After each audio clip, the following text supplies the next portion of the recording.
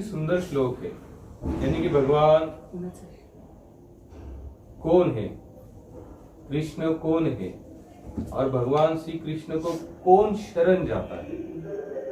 काफी लोग समय आज हम देखते हैं कि हमारे भारतीय संस्कृति में तो बहुत सारे देवी देवता है, बहुत उत्सव मनाते जाते, त्योहार मनाते हैं।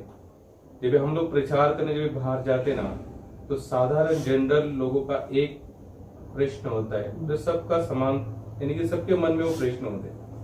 लोग हमें कहते कि आप भगवान कृष्ण को क्यों कहते हैं कि इनकी सेवा करो, इनका कीर्तन करो, इनका गुणानुवाद करो, क्या कारण है। तो इस प्रश्न का जो भी आंसर है, जो श्लोक हम ले रहे उसमें है, बहुनाम जन्माने मानते ज्ञानवान मां प्रपद्यते वासुदेव सर्वमेतेषु महात्मा सुदुर्लभ। ये जो श्लोक है, जन्म के बाद कोई एकाध जीव होता है जो भगवान कृष्ण को शरण जाता है। फिर हमारा जो आगे का जिन जिन लोगों के मन में ये विचार आता है कि कृष्ण को क्यों, कृष्ण को ही क्यों, कृष्ण को क्यों, तो उसका आंसर भगवान यहाँ पर स्पष्ट बताते हैं कि जब तक आपके अनेक अनेक अनेक जन्म नहीं हो जाते, और जब आप क्या करते हो, कोई भी जीव जो होता है ना, वो अपने अनेक जन्मों के में क्या करता है, जो इतर देवी देवता जो होते हैं, इनकी सेवा करने के बाद जब इन सब के ऋण होते हैं ना, ऋण, जैसे हम लोग जो प्रकृति के ऋण है कि हमारे ऊपर है कि नहीं, पानी कहाँ से पीते हम लोग, आपके घर में पानी कहाँ से आता है माता? माता कहता है हिंदी आता है, पानी कहाँ से आता है?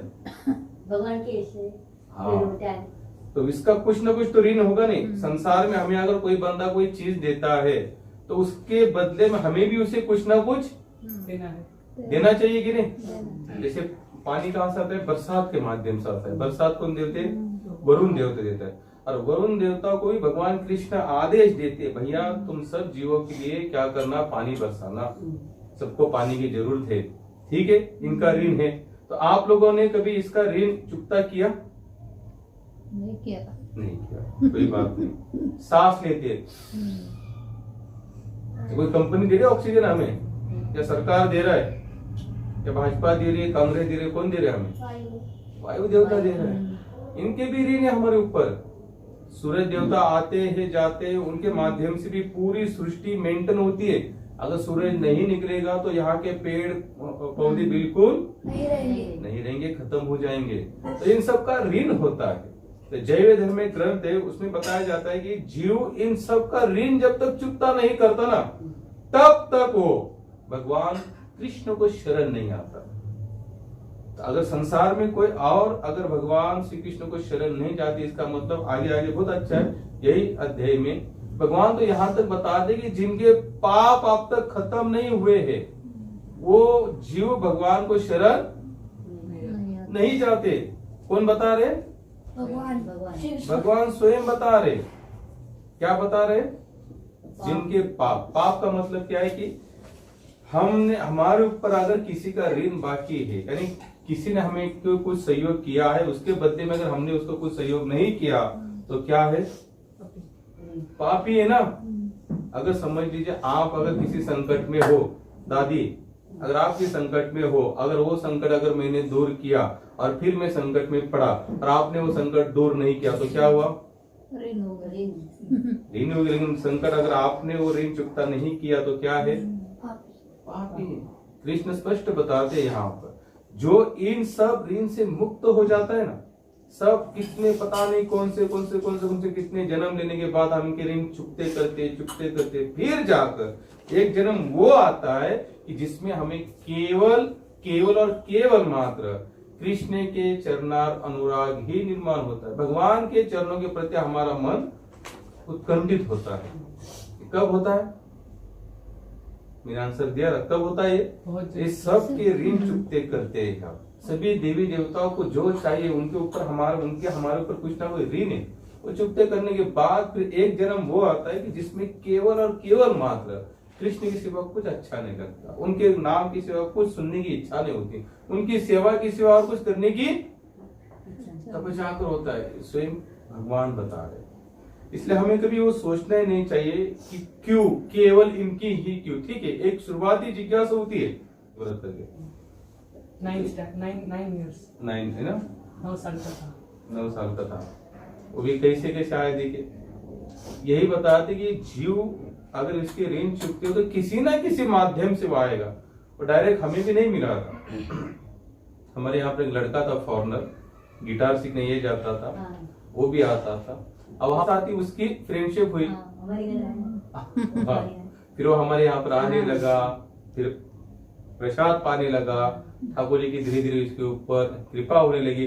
फिर वो यहाँ से चला भी गया लिखने पढ़ने के हिसाब से, लेकिन फिर भी जहाँ गया वो फिर भी यहाँ वहां पर आया, फिर यहाँ से चला गया, यानी कि हमारे संपर्क से टूट गया, लेकिन भगवान ने उसको छोड़ा नहीं। वो वहां पर भी गया तो ठाकुर जी ने किसी ना किसी माध्यम से उसको भगवान का स्मरण हो, उस स्थिति में उसको रखा। आप लोगों को लगता होगा कि ये कैसे क्या ना, मैं आपको लिख के देता हूँ। जो भगवान के शरण में है वो जीव कभी फेल नहीं जाएगा, और जो संसार के शरण में ऑलरेडी फेल ही है, वो फेल जाएगा बोलने की जरूरत नहीं, ऑलरेडी फेल ही है। क्योंकि खुद का पेट भरना, छोटे से 4 दीवार के अंदर के जीवन के बारे में सोचना, भगवान ने हमें बहुत बड़ा बनाया। मनुष्य बनाने के बाद ही हम ये सोच सकते हैं कि हमें भगवान ने, पहली बात तो सबसे बड़ी कृपा क्या है कि हमको क्या बनाया, मनुष्य बनाया। और किसी और शरीर में अगर ढकेल दिया, क्या करते बताइए मुझे? आहार, निद्रा, भय और मैथुन, संतान प्राप्ति करना, इससे ज्यादा क्या करते? लेकिन अगर हमको मनुष्य बनाए, इसका मतलब ये फिक्स है कि भगवान ने कुछ विशेष करने के लिए हमको मनुष्य बनाया, है कि नहीं? देखो, कुत्ता, बिल्ली, गधा, मंकी, जितने भी जानवर है, वो जो कार्य अपने जीवन यानी कि जन्म से लेके अंतिम क्षण तक वो जो कार्य करते, वही कार्य अगर हम लोग भी करेंगे तो उनमें और हम में अंतर नहीं, क्या है? फिर कुछ भी तो नहीं है। लेकिन अगर भगवान ने अगर हमें मनुष्य बनाया तो एक ही फर्क रखा है, इस संसार में जितने भी देहधारी जीव है, अनुरेणु, दिखने वाले, नहीं दिखने वाले, समझने वाले, नहीं समझने वाले, और एक इंसान, इसमें केवल एक ही अंतर है, इंसान भगवान को जान सकता है, उनसे प्रेम कर सकता है, उनकी सेवा कर सकता है। बाकी और कोई भी प्राणी इस संसार में उनकी सेवा कर नहीं सकता। आपने कभी देखा है कुत्ते को, बिल्ली को, गधे को सेवा करते हुए भगवान की, मंदिर के बाहर भजन कीर्तन सुनते हुए कभी देखा? नहीं। अभी आप आए यहाँ पर, कुछ करताल का आवाज सुनकर ही आए होंगे ना, या फिर आपको उन्होंने बुलाया होगा, जो भी है, लेकिन आप क्यों आए? अगर आपने फोन किया होगा तो आपने क्या बताया, यहाँ भजन हो रहा है, कीर्तन हो रहा है। आप अगर इस रास्ते का जो कुत्ता है आपकी बिल्डिंग के बाहर, उसको जाके बोलो, ए भैया चल, यहाँ भजन हो रहा है, कीर्तन हो रहा है, आएगा? क्यों नहीं आएगा?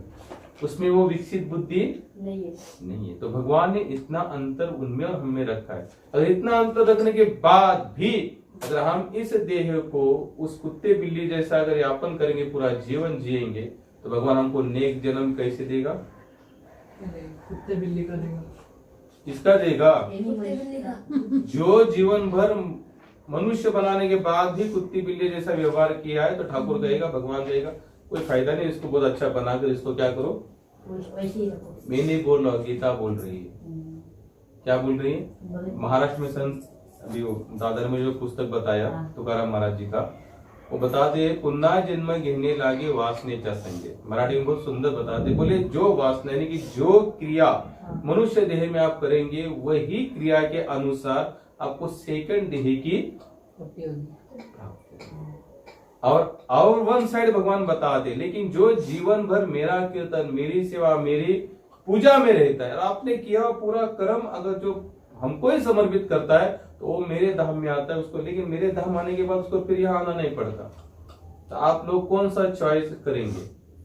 फिर जन्म लेके कुत्ता बिल्ली बनना, या फिर अच्छी भक्ति, अच्छी सेवा करते हुए भगवान के धाम पे ले जाना?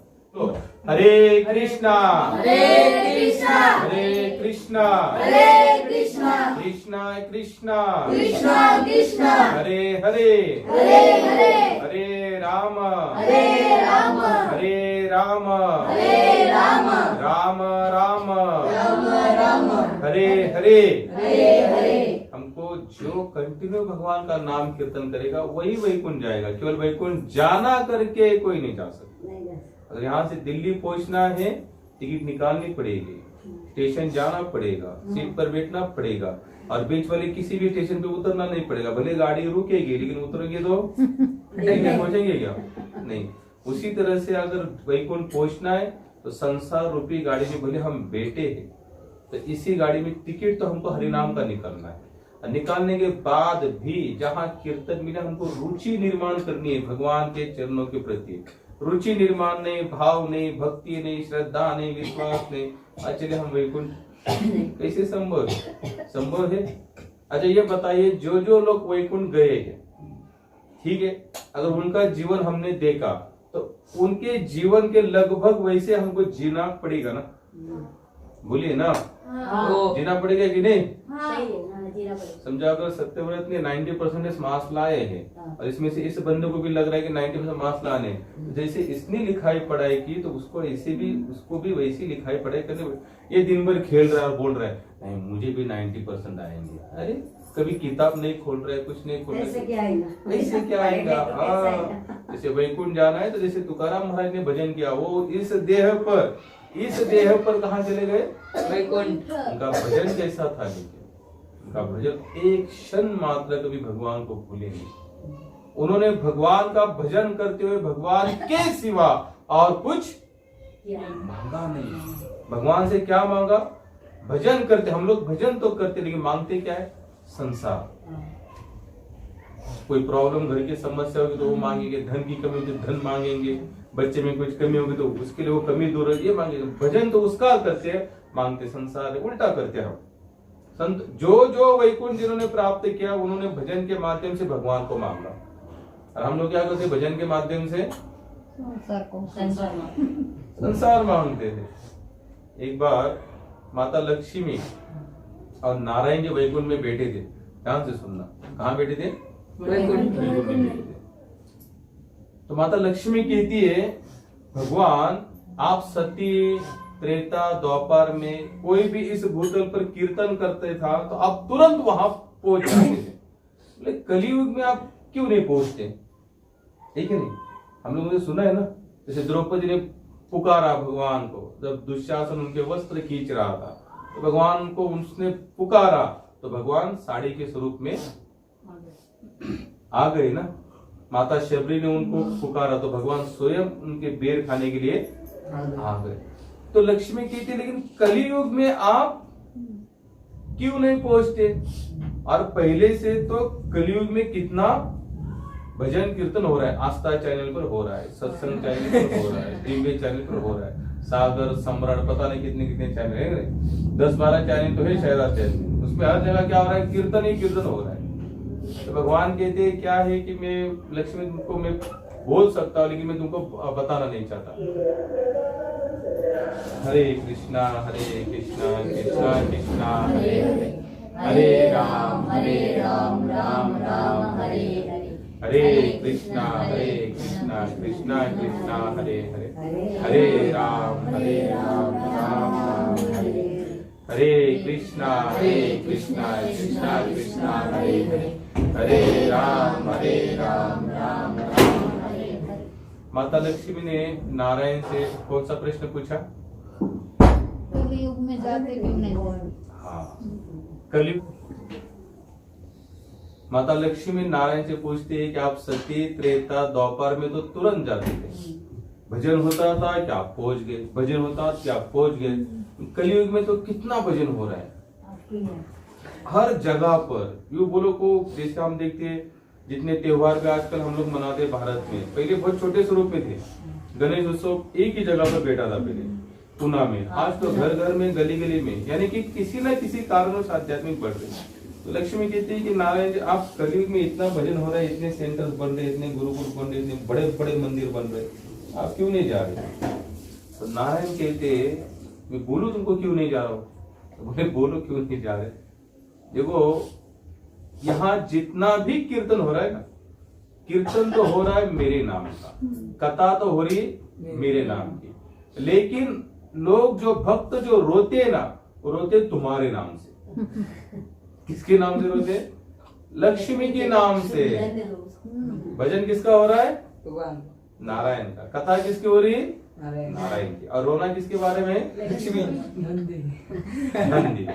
इसलिए बोले अब जब रोना ही तुम्हारे, यानी कि पिक्चर तो मेरा है, पोस्टर तो मेरा, पिक्चर को अलग ही चलती है अंदर, मन वाली पिक्चर अंदर की पिक्चर अलग ही है। हमको धन आने दो, हमारे घर में जो दुख है वो दुख जाए। भगवान नहीं कहते, भगवान कहते अगर मेरे भजन के माध्यम से कुछ मांगना है तो मुझे ही मांगो। क्या हम लोग को मांगते? नहीं मांगते। हमारी इतनी समस्या है कि कीर्तन तो करते इतना सा है, भजन करते इतना सा है, और लिस्ट कितनी बड़ी है, बहुत बड़ी। मरते दम तक कुछ तो ऐसे बंदे हैं अपनी विल में लिख के जाते मरने के बाद क्या क्या होना चाहिए मेरे घर में, यानी कि वो वस्तु स्थिति देखने के लिए बंदा है नहीं, फिर भी उसने लिख के रखा है। ये हमारी अवस्था है। कैसे भगवान मिलेंगे? जैसे दादी ने कहा जाना कहाँ है? वैकुंठ। लेकिन वैकुंठ जाने के लिए भगवान ने एक थेरेपी हमें बताई है। सुबह हमको उठना चाहिए, भजन करना चाहिए, गीता को पढ़ना चाहिए, संतों के संग में रहना चाहिए, सत्संग में हमको रहना चाहिए। अगर हम लोग नहीं रहेंगे तो फिर कैसे पॉसिबल है कि हमारा वैकुंठ जाना निश्चित हो सकते हैं? मरने के बाद हम लोग लिख सकते हैं नाम के पहले वही, जैसे वही लिखते तो हम कहाँ पर जाएंगे? मरने के बाद हमारे फोटो के नीचे लगती है ना, वैकुंठ, कैलाश,